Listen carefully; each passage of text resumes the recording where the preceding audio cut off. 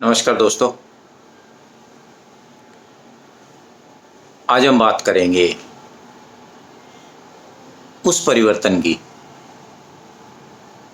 जिसमें कि यूएसए की सीआईए के चीफ, रशिया के एनएसए के चीफ, ब्रिटेन के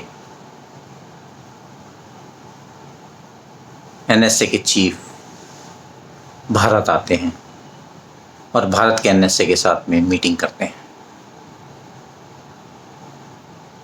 ऐसा क्या हो गया अचानक कि इन लोगों को भारत की जरूरत पड़ गई?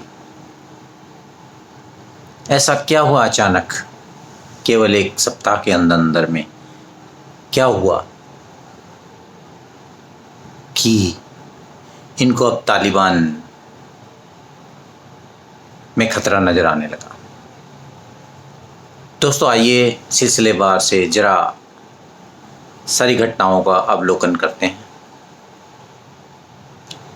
तालिबान के साथ में सीक्रेट डील होती है, अलग अलग डील्स होती हैं जिसमें America, Taliban, China, Pakistan, Russia सब अलग अलग मीटिंग्स करते हैं।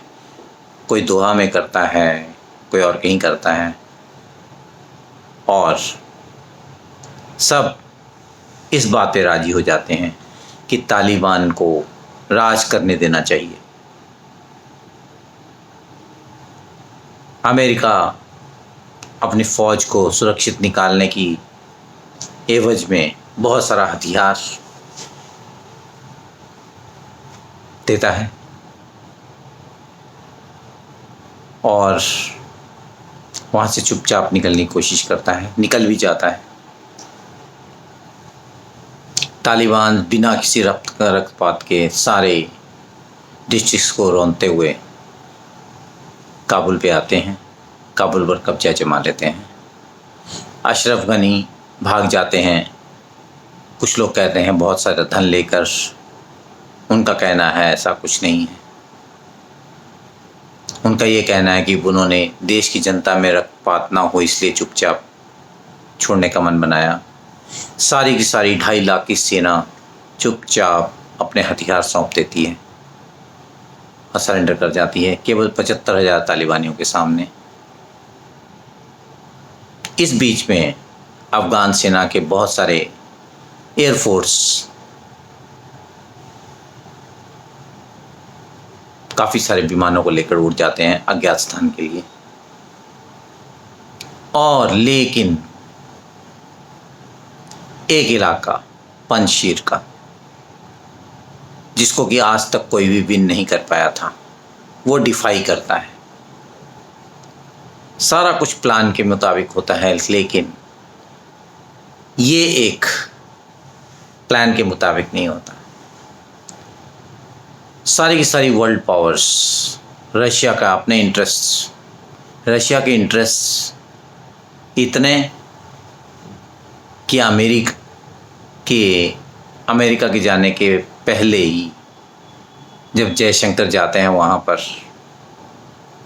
तो रशिया उनकी बात मानने को भी इनकार कर देता है और ओपन प्रेस में आकर के ये कहता है कि इंडिया को तालिबान की रियलिटी मान लेनी चाहिए। ईरान चुप रहता है, साइलेंट रहता है, बट साइलेंट में उसका एक तरह से समर्थन होता है। पाकिस्तान तो आपको पता ही है, पाकिस्तान तो फुल्ली इन्वॉल्व था ही। चाइना के अपने इंटरेस्ट से शुरू से ही चाइना ने अपने इंटरेस्ट को छुपाया नहीं। अब इसके बाद के घटनाक्रम को हम थोड़ा देखते हैं कि कैसे बदलाव कैसे हुआ। बदलाव होना शुरू होता है पंजशीर से, जब पंजशीर की नॉर्दर्न फ्रंटियर अलायंस रेजिस्ट करती है और उस रेजिस्टेंस को बरकरार रख पाती है काफ़ी समय तक, 10 से 12 दिन तक, और तालिबान को काफ़ी सारा नुकसान कर पाती है।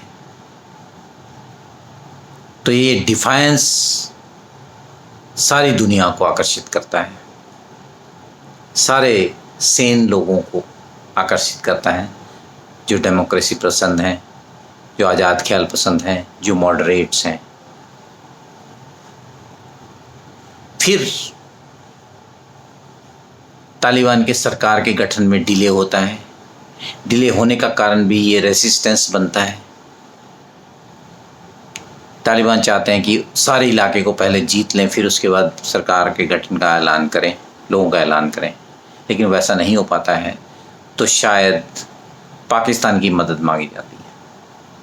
पाकिस्तान आता है सीन में और फिर वो रात के अंधेरे में अपने ड्रोन्स, हेलीकॉप्टर्स, एयरफोर्स के द्वारा बॉम्बिंग करता है और सीन बदलता है।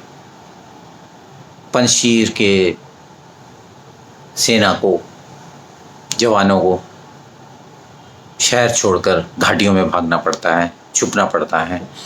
काफ़ी सारा इलाका तालिबान कैप्चर कर जाते हैं और वो वहाँ के गवर्नर हाउस पर अपना फ्लैग भी फहरा देते हैं। इससे सबसे मुखर आवाज़ में, विरोध की आवाज़ में ईरान की तरफ से आवाज़ आती है और वो पाकिस्तान को वार्न करता है कि आपका इन्वॉल्वमेंट ये मंजूर नहीं है। किसी भी बाहर विदेशी ताकत का मिलिट्री इन्वॉल्व होना मंजूर नहीं है। उसके साथ ही अहमद मसूद का एक 15 मिनट का वीडियो भी वायरल होता है, जिसमें वो ये कहते हैं कि पंजशीर को अभी भी हमें रूल कर रहे हैं और वो सारे अफ़गानियों को रेजिस्टेंस के लिए उकसाते हैं। कहते हैं जो हथियारों से लड़ सकते हैं आइए हम उन्हें हथियार देते हैं, और जो केवल डेमोन्स्ट्रेशन से अपना विरोध प्रकट कर सकते हैं वो विरोध प्रकट करें। और नेक्स्ट दिन से सब तरफ वर्ल्ड ओवर, इवन सब प्रांतों में अफ़गानिस्तान के लेडीज़ प्रोमिनेंटली निकल करके आती हैं और डिफाई करती हैं और प्रदर्शन करती हैं। ये पहला चेंज होता है। उसी रात को कुछ अज्ञात एयरफोर्स आकर तालिबान के अड्डों को पिन पॉइंटेड एक्यूरेसी से ध्वस्त करती है। सिनेरियो चेंज होता है, प्रदर्शन और उग्र होते हैं। और इसी बीच पाकिस्तान के ISI चीफ पहुंचते हैं काबुल और वहाँ पर सरकार का गठन का अनाउंसमेंट होता है। और उस अनाउंसमेंट में सारा सीन चेंज हो जाता है। उसमें दो तो यूनाइटेड नेशंस के डेजिग्नेटेड टेररिस्ट थे जिनके ऊपर इनाम भी घोषित हुआ है, और सारे के सारे हार्डकोर टेररिस्ट जिनका बैकग्राउंड की प्रूवन टेररिस्ट एक्टिविटीज़ के लिए नामजद है, वो भी सरकार के गठन में, सरकार के प्रोमिनेंट पदों पर आसीन होते हैं। और तो और वो इसके सेलिब्रेशन को अनाउंस करते हैं 11 सितंबर को, जो कि ट्विन टावर्स की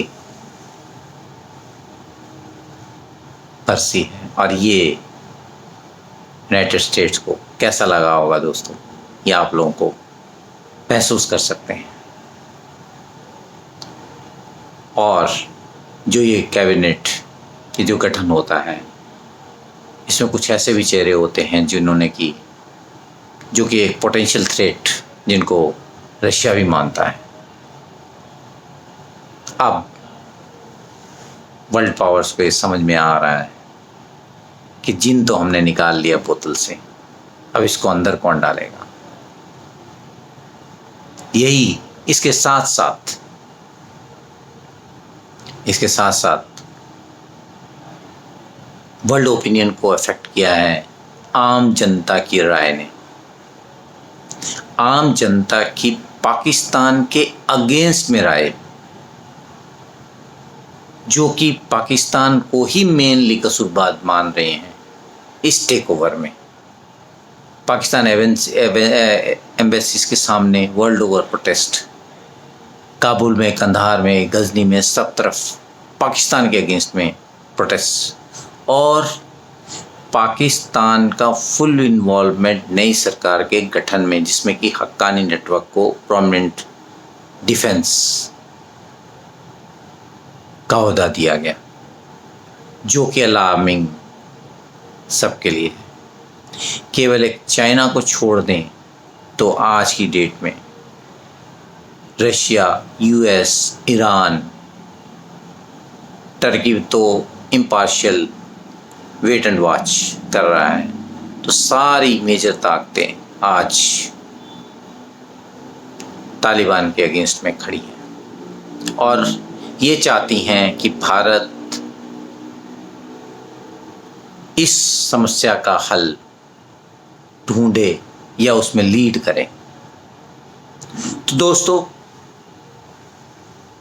मेरा ये कहना है, मेरा ये पर्सनल मत है कि भारत को बहुत ही संतुलित कदम उठाने चाहिए।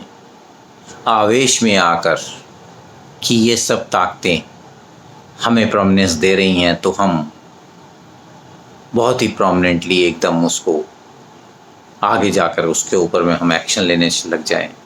मेरे हिसाब से इससे बचना चाहिए। अभी केवल संतुलित कदम ही उठाने चाहिए, क्योंकि अभी आज की ही न्यूज़ है कि मिडिल ईस्ट में एक ऑयल एक्सप्लोरेशन का एक कॉन्ट्रैक्ट भी पाकिस्तान को दिया गया है।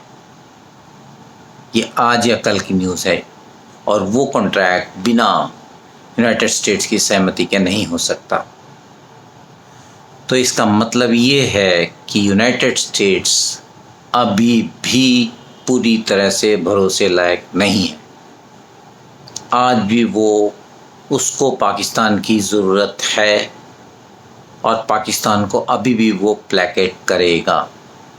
डायरेक्टली अगर ना कर पाए तो इनडायरेक्टली इस तरह से कॉन्ट्रैक्ट्स पे, या जैसे वो तालिबानियों के लिए हथियार छोड़ के गया और वो सारे हथियार, काफ़ी हथियार पाकिस्तान पहुँचे, इसकी पूरी रिपोर्ट है। इस तरह से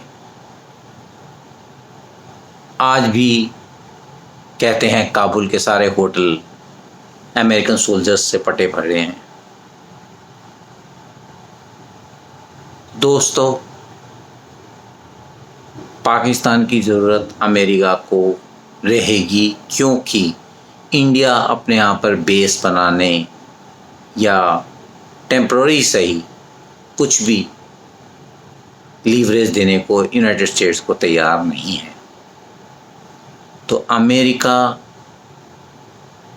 पूरी तरह से भरोसा किए जाने लायक नहीं है। रशिया एक ओल्ड एंड ट्रस्टेड एलाई है। मेरे हिसाब से पिछले कुछ सालों में रशिया के साथ ट्रस्ट बिल्डिंग के ऊपर काम जितना होना चाहिए था उतना नहीं हुआ। रशिया ने हमारा हमेशा साथ दिया है और रशिया डेफिनेटली परटर्ब्ड है, क्योंकि हम पहले जितना उसके साथ वेपन्स बाई करते थे, हमने कुछ अपने बना लिए, कुछ हम वेस्टर्न कंट्रीज से लेना चाहते हैं। उसमें भी हमारा कारण है, क्योंकि उसकी टेक्नोलॉजी चाइना के पास में है। चाइना को भी वो वही हथियार मोर और लेस बेचता है और चाइना उसकी बैकवर्ड इंजीनियरिंग करके उसके बारे में सब जान लेता है। तो हमारा एडवांटेज नहीं होता। तो एक हमारी मजबूरी है, लेकिन ये उसकी रोजी रोटी है। बट हमें अब उन्हें ज़्यादा एंगेज करना चाहिए, क्योंकि रशिया ने हमेशा हमें हमारा साथ दिया है। जब पूरा विश्व हमारे विरुद्ध था तो रशिया हमारे साथ खड़ा था। और अमेरिका के कहने से हमने ईरान को भी नाराज़ किया है। वैसे नाराज़गी